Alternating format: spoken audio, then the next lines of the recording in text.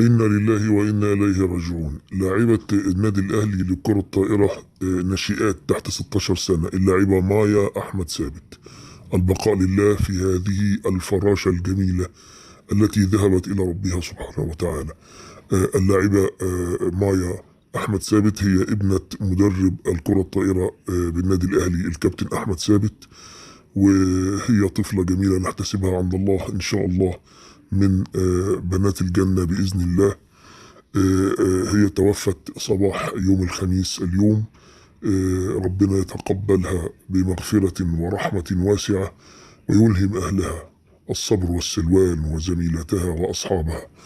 اللاعبة مايا أحمد ثابت هي لاعبة النادي الأهلي للكرة الطائرة تحت 16 سنة، وكانت حصلت على العديد من الألقاب مع النادي ومع المنتخب، حتى اتحاد الكرة الطائرة أصدر بيان نعى فيه اللاعبة الطفلة مايا أحمد ثابت.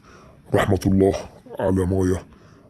ندعو الله أن يغفر لها ويتقبلها ويحسن مثواها.